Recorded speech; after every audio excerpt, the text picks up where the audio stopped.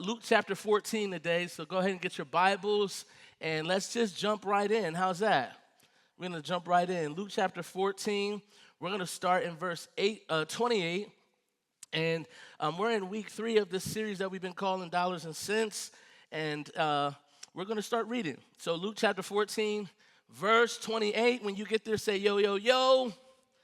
If you're still trying to navigate the Bible and get there, just take a look up at the screen, and we're going to jump right in. And it says this. It says, but don't begin until you count the cost. Everyone say, count the cost. For who would begin construction of a building without first calculating the cost to see if there is enough money to finish it? Otherwise, you might complete only the foundation before running out of money, and then everyone would laugh at you. They would say, oh, there's the person who started that building and couldn't finish it. Or what king would go into war against another king without first sitting down with his counselors to discuss whether his army of 10,000 could defeat the 20,000 soldiers marching against him? And if he can't, he'll just send a delegation to discuss the terms of peace while the enemy is still far away. So Jesus says, so you cannot become my disciple without giving up everything you own. I want you to say, count the cost. Count the cost. Now, what we need to know about this passage is this passage on the surface is talking about money, but the passage is not about money. The passage is using a stewardship concept to teach something about discipleship. And what Jesus is doing, he's saying, hey, if you understand the concept of stewardship, then you should understand the concept of discipleship. And so he's trying to draw a connection, but when we understand Jesus and his approach to ministry, we know that Jesus, he tends to understand his audience. He tends to know who he's talking to. And so if he's using an example, because the people primarily that he's speaking to would have understood the references. And so there's no change in his approach right now. He's talking to people who would have understood on some level stewardship. And he's using this to now try to teach them about discipleship. And I would argue that in this passage, if you don't understand stewardship, then you're not going to understand the principle of discipleship that he's trying to teach. But we live in a day where we think we know something about discipleship, but we really struggle in the area of stewardship. And I would argue today that if you struggle in the area of stewardship, then you truly don't understand discipleship. And I want to connect these two principles today, not because I just want to connect these two principles, but because Jesus connects these two principles. He uses the principle of stewardship to teach the principle of discipleship. Now, I remember growing up with my grandmother, and my grandmother was like my second mother, and when I was growing up, I used to hear her talk a lot about handling her finances. And here I am, 7 years old, and she's going, Paul, you got to make sure that you budget your money. And I'm going, Grandma, I don't really got no money. I mean, I'll take it if you're trying to give it, but I don't really have anything to budget. And she would always say things like, you have to live below your means. You can't live above your means. And I'm just 7 years old. I see her got paper all spread out, and she's writing things down, and she's calculating money and things like that. But she used to tell me that it was the Lord that taught her how to handle her finances. You see, she didn't finish high school, and she didn't go off to college and learn concepts and principles and different things like that. She used to tell me that the closer she got to the Lord and the deeper she got in her spiritual journey, God started teaching her how to handle money. And so she understood very clearly that it was her discipleship process that began to teach her the principles of stewardship. And so here Jesus is doing the reverse. He's trying to speak to an audience that understood stewardship on some level to try to teach them about discipleship. In our context, it's the opposite way. We think we know something about discipleship, and we struggle with stewardship. And I would argue that if you struggle with stewardship, you also struggle with discipleship. Next week, for many of you, you might have heard of something called Black Friday. And so Black Friday happens, and y'all know how we do. We lose our minds. We show up, and we stand in these lines, and we get there looking for a sale. It's not really a sale. And some of us we thought we cracked the code. We go, I don't go to Black Friday. I do Cyber Monday. And we think that we've evolved, but we need to understand that we live in a culture where every company is fighting for our attention. And these companies understand something that many of us don't really get, and that is if they have your attention, they already got your money. Like, they actually don't need to fight for your money. The fight is for your attention, because if they have your attention, then everything else will follow. And so we live in this culture that is trying to bombard us with messaging about consumerism. But many of us, we go into debt. In American culture right now, most Americans don't have $1,000 saved in an emergency fund that if something were to happen, they would be able to take care of that expense. And so for many of us, you are one flat tire away from disaster. And I'm not speaking that over your life today. Some of y'all are getting tense in a seat cushion. But I'm just trying to say that we struggle in the area of stewardship. You see the BMW on social media, but you don't see the $50,000 loan. You see the Gucci belt, you see the trip to Bali, but you don't see the $10,000 credit card debt. You see the designer clothes, you see the jewelry and the expensive things, but you don't see the empty fridge. And we live in a culture that is enticing. It's appealing to the lust of the eyes. It's appealing to our desire. And we are willing to go into debt just to prove to people that we have something that we really don't have or don't need. And debt is problematic from a spiritual perspective, not just a financial perspective. I want you to write this down, because the problem of debt is not just about finances, it's about your freedom. It's about your freedom. Now, I told you last week we're in mixed company. There are some people who are struggling in this area. There are some people who are doing really well in this area. And so there's two kinds of debt. There's the kind of debt that is used as a wealth building strategy. Many investors, they will use other people's money to build wealth and then pay back the money that they borrowed. And that's a wealth building strategy. I'm not here to condemn that, because sometimes when you talk about debt, those people start pushing back, and that's not what I'm talking about. What I'm talking about today, the kind of debt that I'm talking about today, is consumer debt. Consumer debt. This is where we consume with no intention of paying back. Come on, how many of you have taken out a credit card and you just thought it was free money? Why I gotta pay that back? And what you do is you pay down just enough so that you can spend some more. And that's how we approach this money handling thing here in America. But this kind of debt, it consumes us. And debt affects how you give, it affects how you live, and it even affects how you love. I want you to look at what King Solomon writes in Proverbs.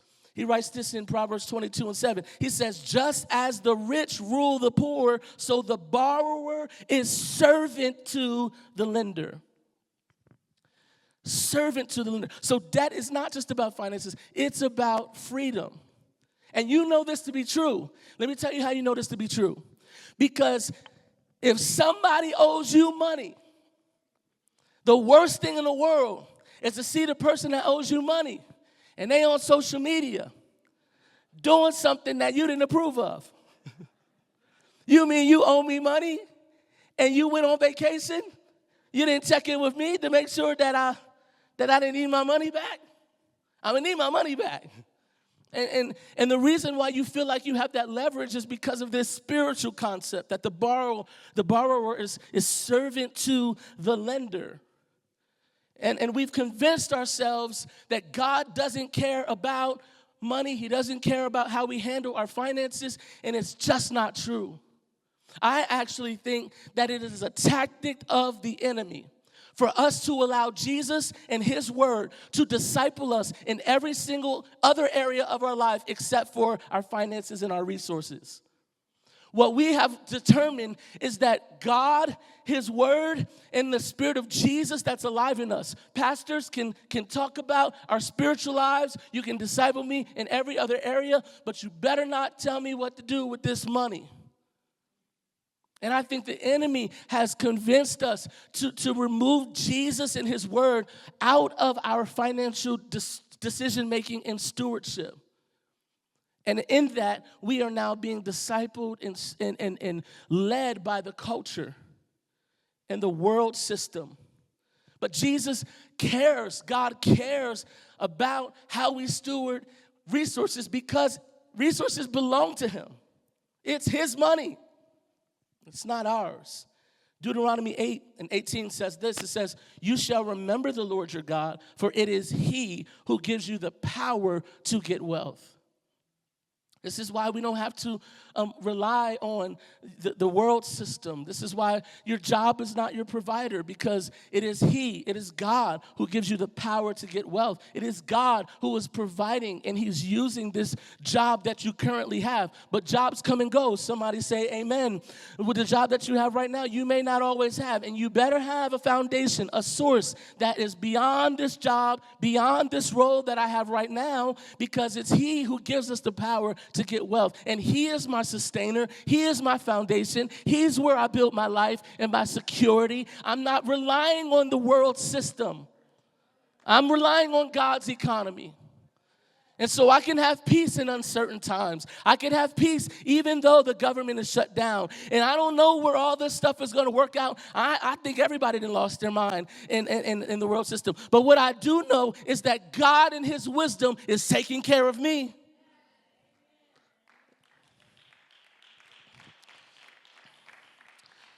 And so God cares very much. He cares very much how we manage his resources.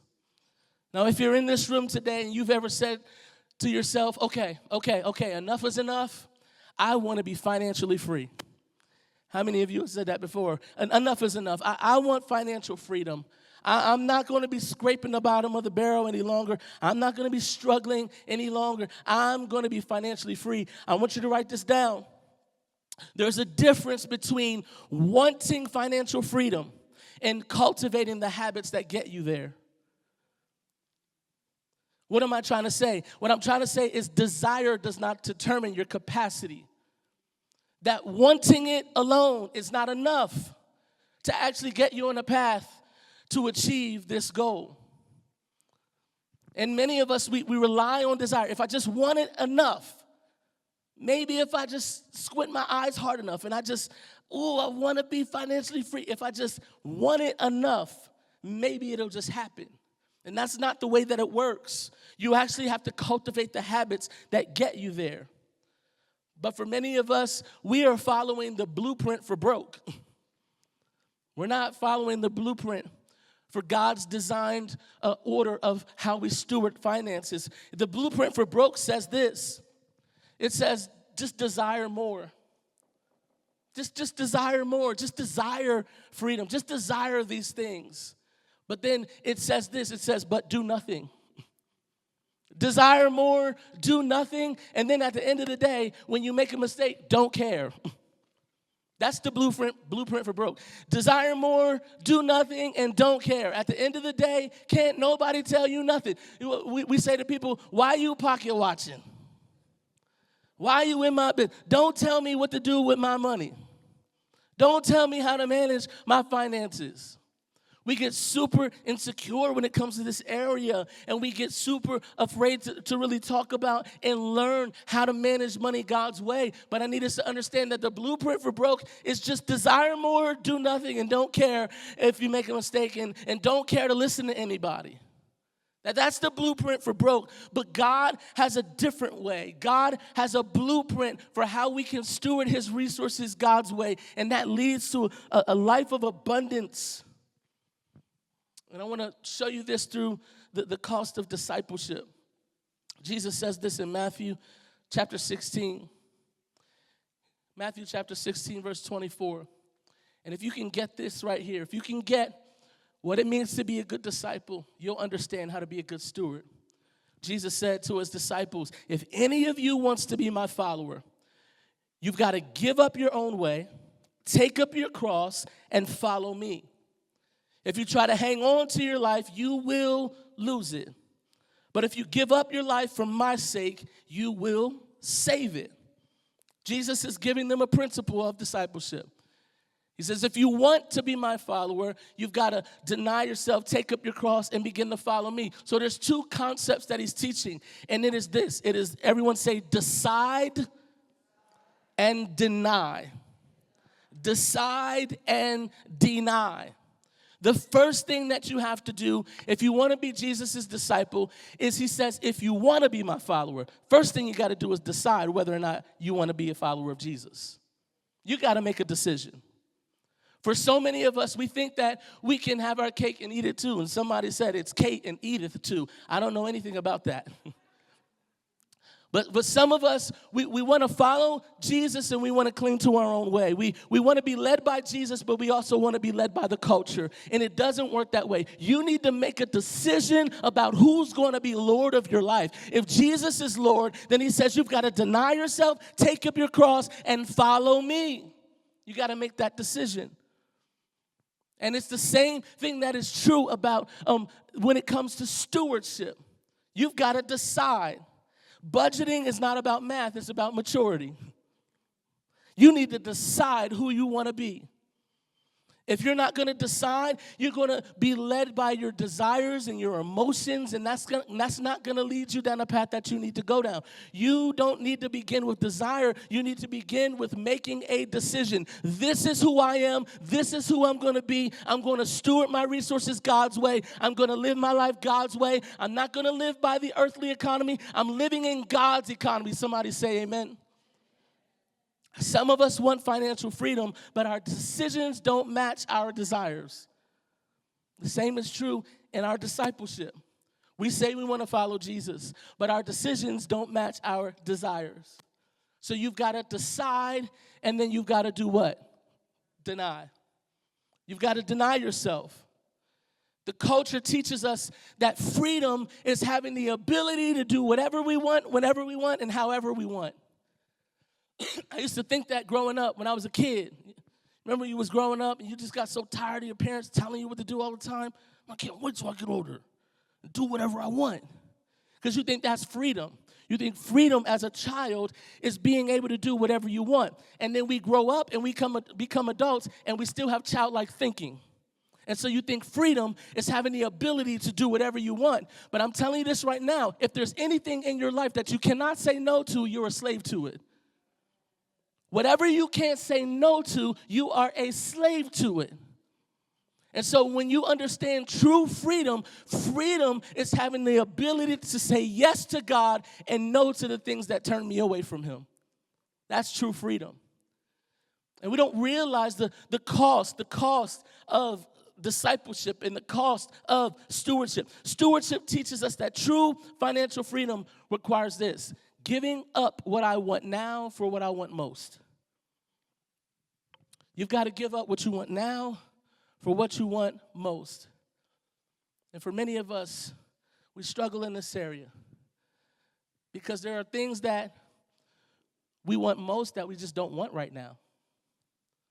Things that are good for us that we don't really care for right now. I remember the first time Jenny fed me quinoa. I said, I know you a lie. You don't get these little pebbles out my mouth.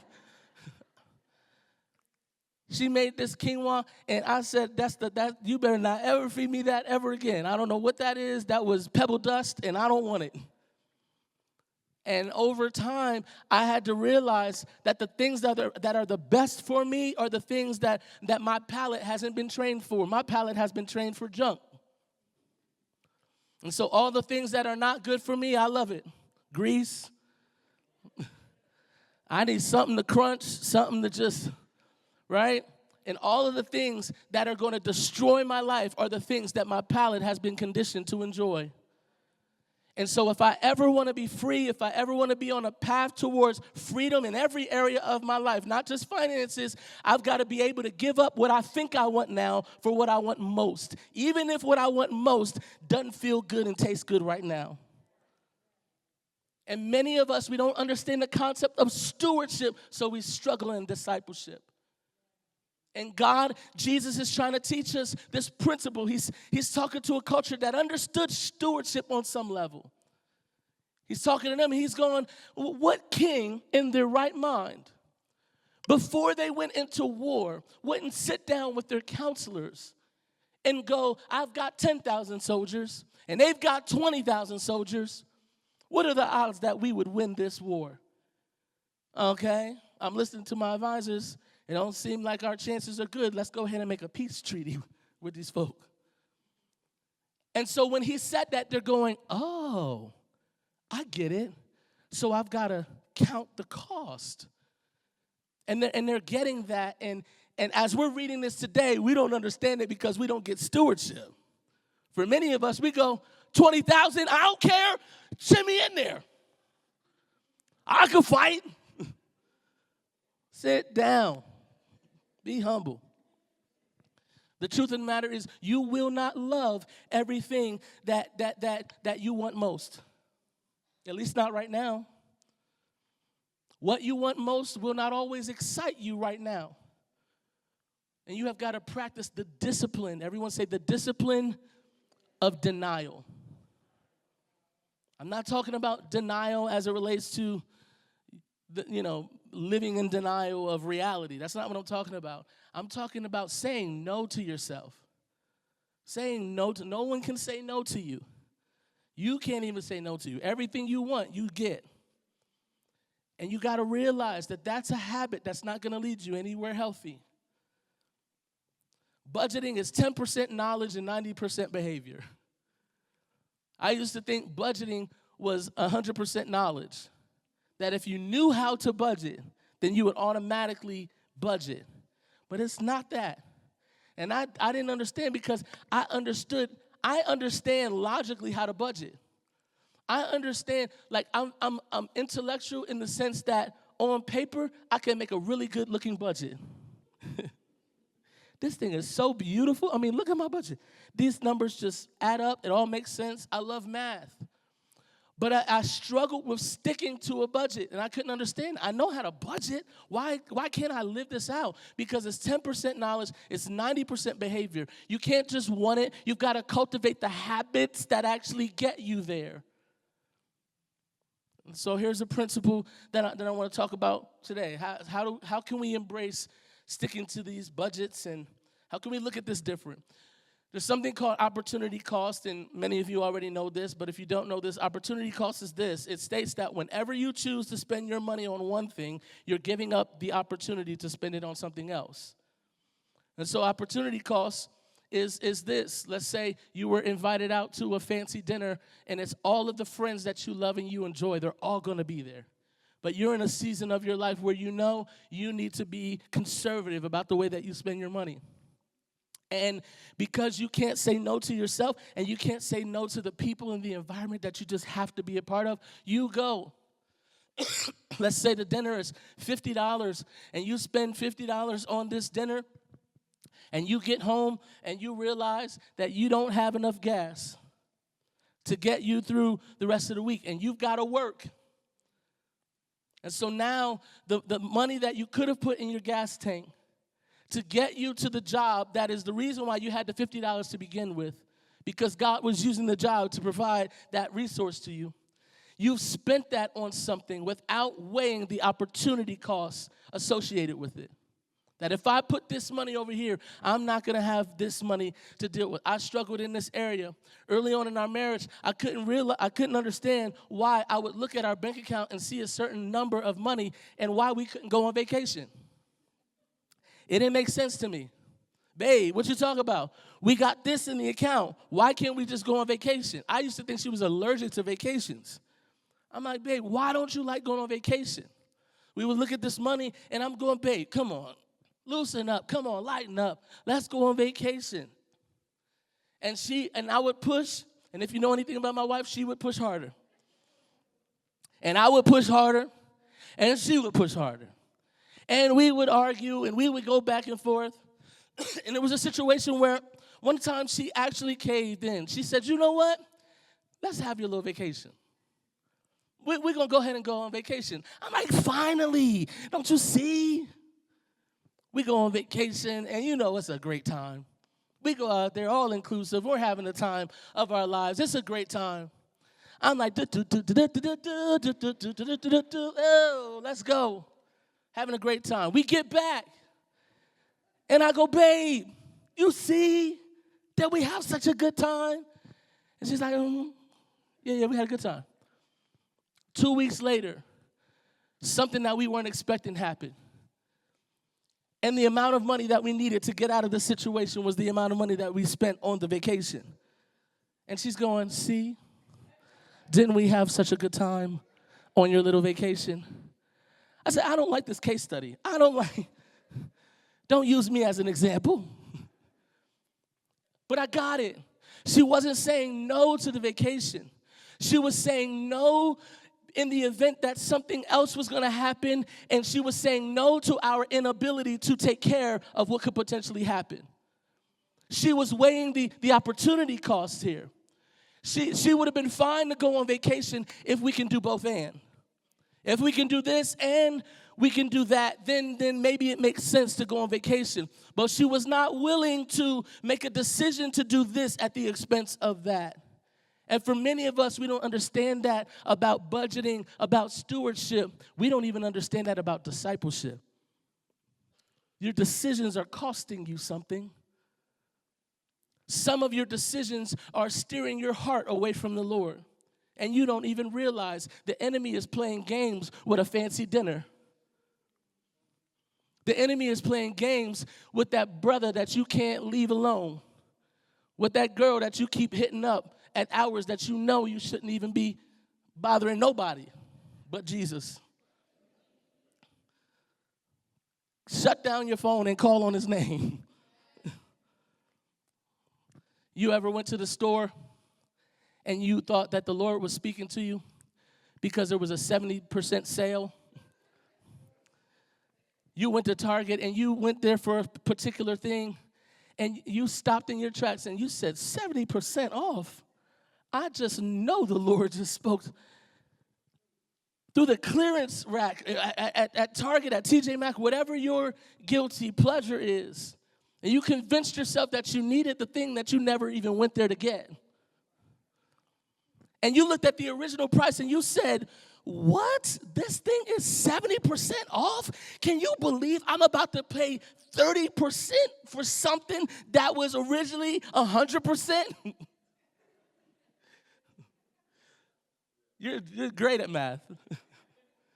And you go and you call somebody, you say, look what I found. Look at this price tag, 70% off. Come on, somebody. You can't tell me the Lord ain't speaking to me. You know that ain't the Lord. That's TJ Maxx. Fighting for your attention because they know if they get your attention, clearance, they get your money already. And you get home, you rep that thing, and you know you ain't worn it since. You probably didn't even wear it once. And you called it a blessing. I call it demonic. I feel this every time I go on DoorDash. I've talked about this. Because for some of us, the reason why we struggle in that area is because of discipline, but it's also because we enjoy convenience. We can't deny ourselves because to deny ourselves would be too inconvenient. And I'm with y'all. Let's just hold our hands and get through this together. Go on DoorDash, you see, oh, it only gonna cost $16.99. 20% off? Whoa, that's a good price. You know, DoorDash is up there. And here you are, DoorDash, and added to the cart, $16.99. You go to the checkout, $48. What happened? And in that moment, you have a decision to make. Your decision is to go up in that kitchen and find you something to fix, Or you can go to the place yourself and pick it up and actually pay $16.99. And you said, well, hold on. Let me look at the fees and see what's happening here. So now you become a mathematician. It's the tip. I knew DoorDash was up to something. You see this tip they want me to give them? And then you go and you adjust the tip. $43. All right, that's a little better. You didn't convince yourself that you did something. And now you didn't pay $43. The food shows up. You're disgusted. Cold. Everything's flipped over. Half the stuff you ordered didn't arrive. Now you're mad, broke, and hungry. The blueprint for broke. Desire more. Do nothing and just don't care. You go to sleep, wake up and do the same thing in the morning. Too many of us justify expenses that we cannot afford because you say, I deserve it. I deserve these things. You do deserve these things, but not at the expense of your future. I want you to write this down. Maturing is realizing that living above your means will always cause you to live beneath your potential.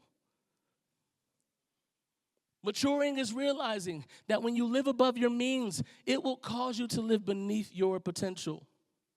God has a better way for you to steward his resources.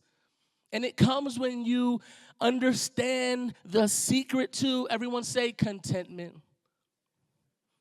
I know how to be content, whether I have little, whether I have a lot. Paul says, I understand the secret of contentment. And he quotes this verse that we quote in every other scenario except for this. He says, I can do all this through Christ who strengthens me. Meaning, the power you need to exercise contentment when you want to flee towards convenience and when you struggle to deny yourself. The power to accomplish this comes through Christ who gives you the strength. The blueprint for broke says, desire more, but do nothing, and don't care. But God gave us a better blueprint. He said it's called discipleship. Decide who is your master. Deny yourself, take up your cross, and begin to follow me. So I want to challenge you today. This is the last thing I'm going to give you. What if you didn't just look at a budget as a document? What if it was a revelation about who and what you love? What if you started to see it not as just this earthly thing that all these people in the world want me to do, but as a spiritual thing to steward his resources well? And you were able to sit down and look on paper, who has my heart? Who comes first? What do I really prioritize? Is my God my appetite or the lust of my eyes? Or is Yahweh really my God?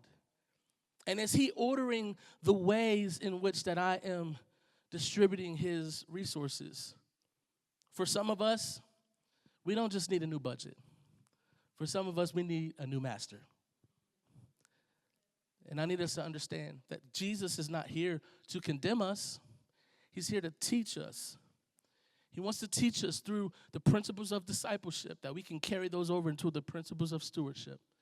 And when we understand the principles of stewardship, we can carry those over to the principles of discipleship. He wants to shepherd our hearts in his direction so that he can advance his kingdom in the world. And what if we just surrendered and told him yes? So I want us to pray today. I want us to pray that the Lord would give us a revelation through a budget. Because for many of us, we're still blaming the devil on things that discipline could have prevented. You're calling it spiritual warfare, but God is calling it poor financial stewardship. Had a friend call me, said, man, I need you to pray for me. I'm going through spiritual warfare. The devil's attacking me on all sides. I'm like, oh, shoot, like, what's going on? He's like, yeah, man, the daycare, the cost shot through the roof. And I already think the daycare is demonic. So at least how much you pay for it. And so I'm already on alert. I'm like, man, I can't stand those people anyway. That's so expensive. So they shot up, and it was right around the same time that the tires went out. They got to replace all the tires in the car. And at the same time, there was something else that happened with the bill that they thought they had already paid, but now they didn't, and it was about to lapse, and they got to pay all this money. And it all came around the same time that there was some ministry pursuit that they were involved in. And so he's like, the devil is busy, and I need you to pray. We gotta attack this. This is spiritual. I said, man, I got you. But let me ask you a question. If I had $2,500 to give you right now, would you need me to pray? He said, you got $25 for me? $2,500 for me? I said, listening is fundamental. I didn't say I had $2,500 for you. I said, if I were to give you $2,500, would this still be a spiritual attack? He said, I mean, it might be a spiritual attack, but I'd be able to handle it with that $2,500. I said, anything that you can handle in the natural is not a spiritual attack. See, spiritual attacks come when I've got margin, I've got the budget, I've got the finances that I need to solve this, but the enemy is busy, and there's nothing that I can do of this world that's going to solve it, and so I need the intervention of God. There's nothing that I can do practically. That's spiritual warfare, and to spiritual warfare, there is no enemy that God cannot conquer and overcome. And so I got you when it comes to that, but you don't need a miracle, you just need margin. You don't need anything spiritual. You need structure.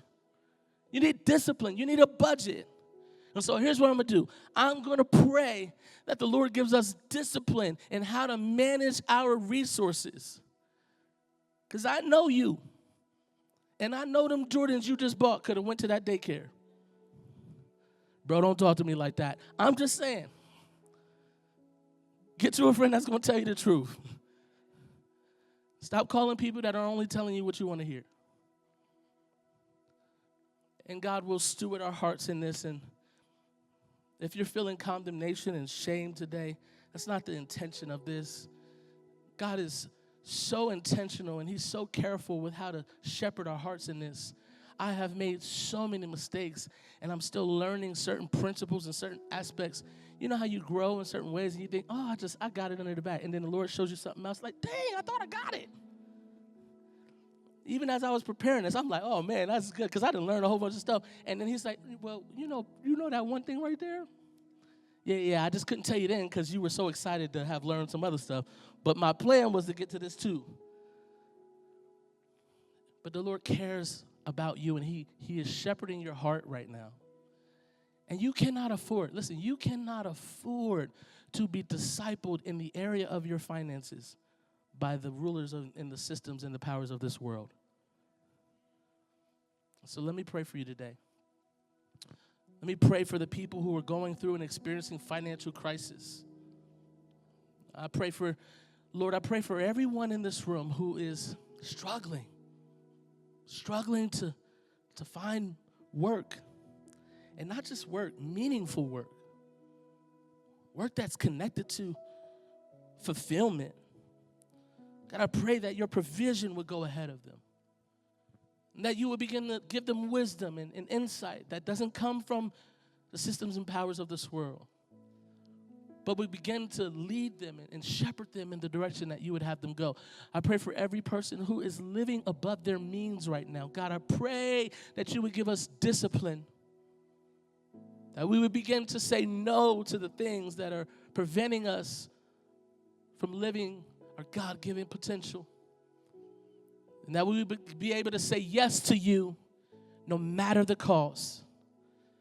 Because we've counted it and we've realized that nothing and no one else compares to you. And God, I pray for every one of us who desire to live a God-first life, that you would help us, Lord, honor you in every way. Every way. Even the mistakes, Lord, I pray that you would use those for your glory.